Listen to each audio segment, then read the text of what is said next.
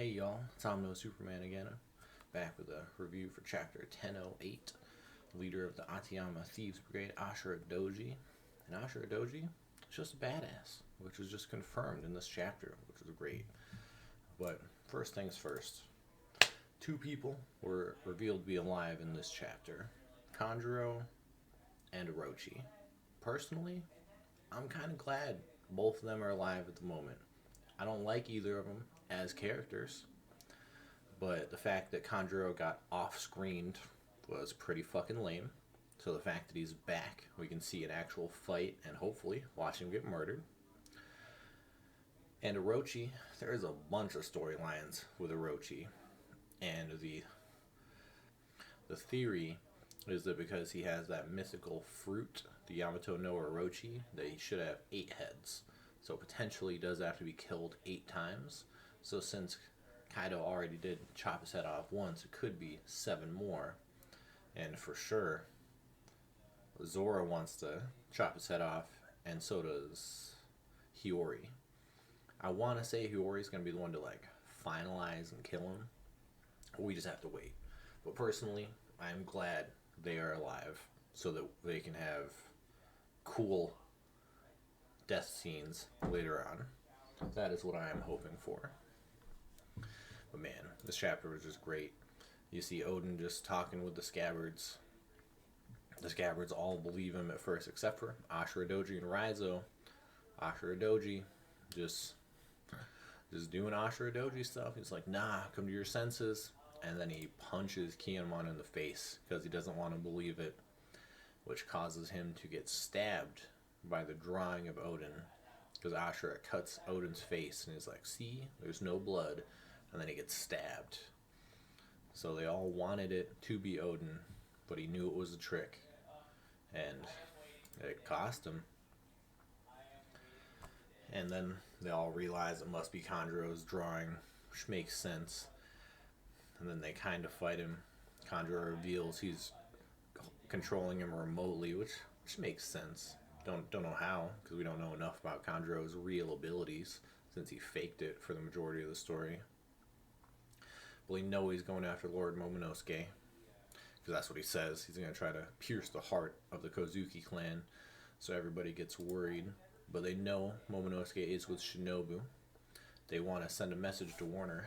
I don't know how they're going to do that, because unless they know how to control the Marys, I don't know how they're going to do that. But then the drawing's going to blow himself up with all the scabbards. And Ashura Doji's like, nah, I'm going to take you out by myself. Which is just badass. Sacrifice plays are just... This one's done so well. And because he got stabbed beforehand, I'm going to be on the side of this is the first real death of the raid. It's Ashura Doji sacrificing himself, because he got stabbed straight through. Back to the picture.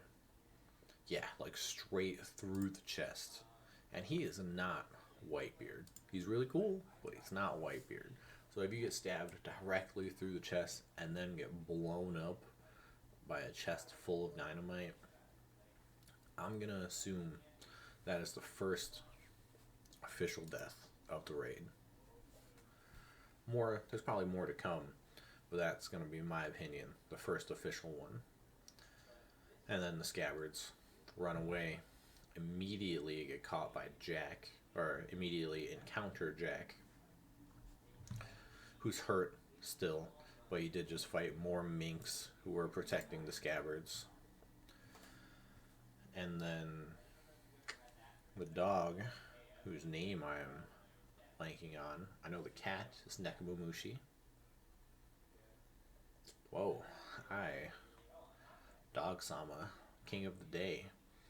I don't remember his name. Holy shit. Dogamushi? I know that's not right. That's okay. We know who I'm talking about. The dog with a knife for a leg, sword for a leg, which is awesome. And then they kind of talk shit to each other. Jack's like, well, there's not going to be any moons down here, dog. And dog's like, nor any poisonous gas, so we'll both have to make do. God, that's awesome. He does specifically say he doesn't want the fight to settle the scores of the past, but just to keep Jack occupied. Because that's how it's worded, I think his name's Inuarashi. Inuarashi may lose, or someone will like come to his rescue. But he specifically says he just wants to keep him occupied, not like he wants to get revenge and defeat him. So it could be that Sanji is still on the way to this room to stop Jack, potentially.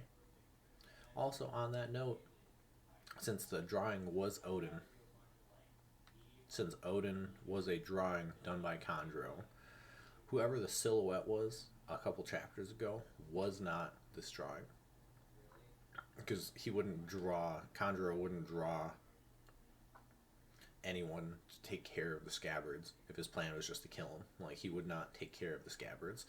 So whoever that was bandaged all the scabbards and ran away. Most likely when the Marys like sent down that message stating where all the red scabbards were, the Conjuro heard that message and was like, oh, I'm going to send the drawing over there. And then the person who was in the room knew someone was on the way, so they left before anyone got there. And it just happened to be the Conjuro's drawing was the first one there. But then after that, we see that the castle's on fire, and that's where it's revealed that Orochi is still alive with the guy with the big head, Fukurokoju. I may have said that wrong, but the guy with a really big head, the ninja dude who went away previously, and we didn't know where he went to. It was assumed that he went towards Orochi, and that assumption in this case was correct, so that works. And Orochi does say, like, since we're up in the air, I'm going to burn everything down and there's no escape. How is Orochi going to get away if he burns everything down? Like, I still think Orochi's an idiot, but I'm curious about that, because what's he going to do if he lights everything on fire? But also, fire's not going to do shit to the two Yonko, so that doesn't matter. But then after that, we go back to Momonosuke, Shinobu, and Yamato, who are just running away. Momonosuke went back into his human form, saying he can control it better, significantly better than when he first met Luffy and his crew. He does say, if only I could turn into a monster like him, it would be such a help to everyone. After Yamato says they resemble their father, just like Kaido, which is, based off Kaido's fruit, so Kaido's bloodline. So all of that makes sense.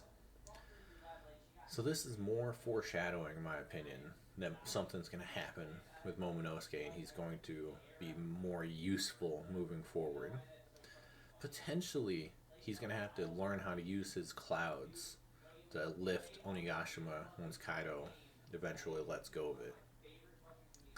There is a scene where Momonosuke kind of reveals that we're assuming it's observation hockey, because you can just tell that Luffy's weakened, but he's still fine.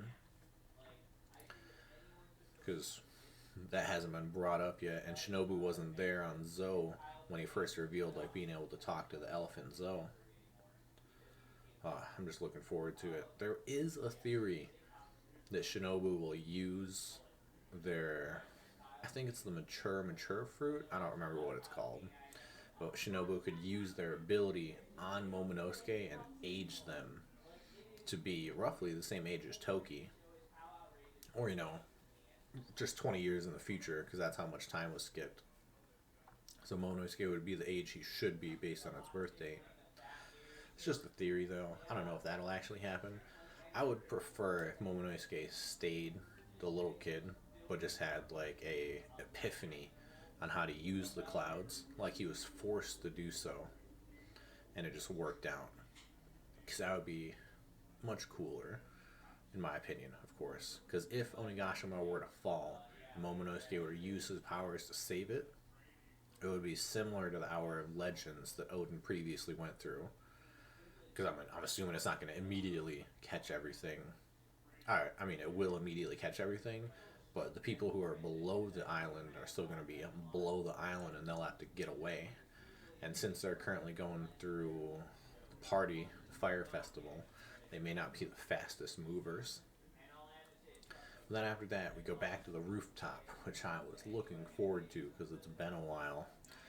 And you just see Luffy kind of getting his ass kicked, and everyone else is standing there. It looks like Luffy is instantly regaining his strength. It doesn't say anything about Gear 4, so I don't know if he's attacking in Gear 4 or if he's just attacking, and getting pushed back because he can't use Gear 4 yet. I'm happy they're back to the rooftop because now they say they have a plan and they're gonna split them up. If they're gonna split them up, I could see Luffy going after Big Mom first, potentially with Law, because Law has directly attacked Big Mom. So they go after Big Mom, and then Kid, Killer, and Zoro fight Kaido. And then I could see Luffy and Law potentially beating Big Mom and then coming back to help deal with Kaido in the end. But we just have to wait and see. But man, I'm looking forward to it. And we finally do see Kaido's hybrid form, which I've seen some people like talk shit about because it is like a little basic, but if you compare it to all the other hybrid forms we've seen, I don't know what you were expecting. Like, this is basically what I was expecting. And it did, like, he just has extra horns and a big ass tail and more like fish scales, but he's also larger. Like, previously he was the same height as Big Mom roughly, and now Big Mom is on her cloud and they're the same height, but that cloud is at like Kaido's waist. So he's like a quarter taller than Big Mom. So he's taller than Big Mom. I don't know how to word that in such a way, but you can see that he's taller because we can't see all the way down to Kaido's feet. And Big Mom's on a big old Prometheus flying around. And they're next to each other, so they're still the same, but Kaido is bigger than Big Mom in his hybrid form. And there's no break next week. I'm so looking forward to this. Because leaving off like this, I hope it goes back to the rooftop. I always want to go back to the rooftop because that's where the main fight is. Ooh. But man, just so much good stuff happened. Back to what I originally said though, I do hope we get to watch someone actually kill Conjuro. Because he deserves it. He's a piece of shit. There's a potential chance for him to have like a good character development and switch sides with this Odin drawing. But nah, he was just deceiving him and pissing him off. Which, now that we kind of know more about his character, makes sense. It's just a little sad. Because it would have been cooler if he switched sides and he regretted his previous actions. But he doesn't. So I hope we get to watch someone murder him.